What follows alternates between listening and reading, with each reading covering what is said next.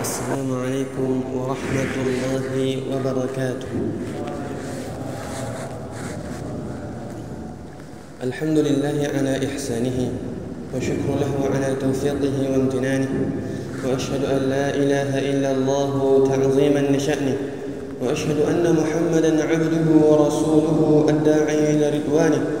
اللهم صل عليه وعلى آله وأصحابه وإخوانه. أما بعد، إخوة الإيمان أعزني الله وإياكم جميعا.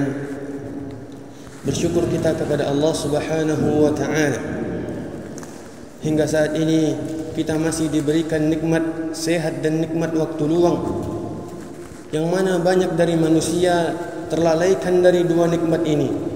Sebagaimana sabda Nabi sallallahu alaihi wasallam, "Ni'matani maghbunun fihima katsirun minan nas, as-sihhat wal faragh."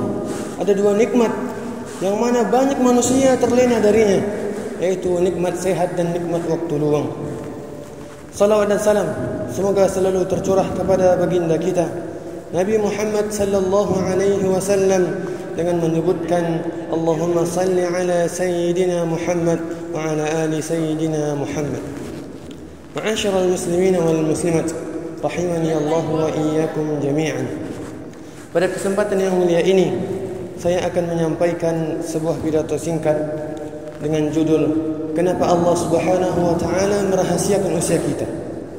Ikhwatul iman, kenapa Allah Subhanahu wa Ta'ala merahasiakan usia kita? Kenapa Allah Subhanahu wa Ta'ala tidak menyebutkan saja berapa umur kita? Bahkan Allah Subhanahu wa Ta'ala merahasiakan usia tersebut dari baginda Rasulullah sallallahu alaihi wasallam, Khalilur Rahman, kekasih Allah Azza wa Jalla. Kenapa? Terlebih dahulu kita harus pahami dua tujuan utama penciptaan alam semesta ini dengan segenap makhluk di dalamnya. Tujuan Allah Subhanahu wa Ta'ala menciptakan jin dan manusia, yang pertama ialah agar kita mengenal Allah, mengenal keagungannya, mengenal kebesarannya, mengenal nama-namanya yang indah dan sifat-sifatnya yang sempurna.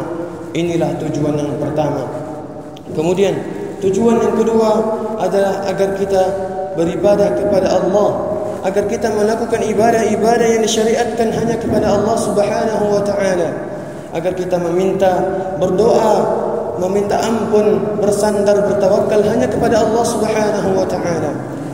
Allah Subhanahu wa Ta'ala berfirman dalam surat At-Talaq yang menjelaskan tujuan yang pertama dengan firman-Nya, Allahul ladzi khalaqa sab'a samawati wa minal ardi mithlahun yatanazzalu al-amru bainahunna lita'lamu anna Allah ala kulli shay'in qadir wa anna Allah qad ahata bi kulli shay'in 'ilma.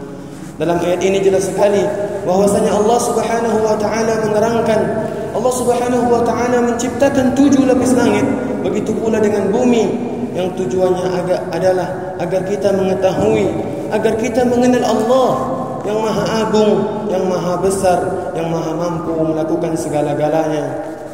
Kemudian Allah Subhanahu wa Ta'ala berfirman dalam surat Adz-Dzariyat yang menjelaskan tujuan yang kedua dengan firman-Nya, وَمَا خَلَقْتُ الْجِنَّ وَالْإِنسَ إِلَّا لِيَعْبُدُونَ.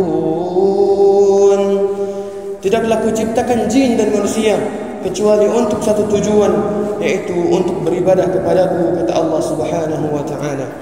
Ikhwatul iman, a'azzani Allah wa iyyakum jami'an. Allah Subhanahu wa Ta'ala merahasiakan usia kita, padahal usia tersebut adalah sebuah yang telah ditetapkan, itu agar kita beribadah kepada Allah dalam kondisi tenang.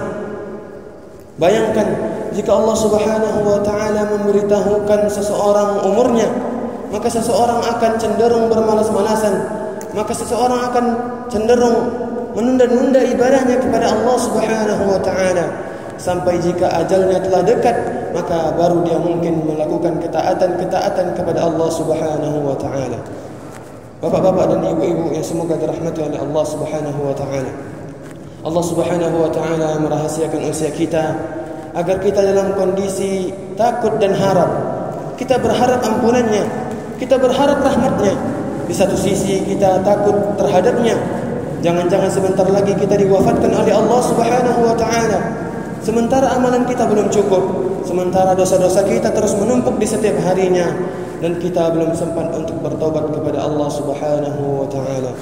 Ikhwatul iman, mungkin hanya sedikit ini yang dapat saya sampaikan.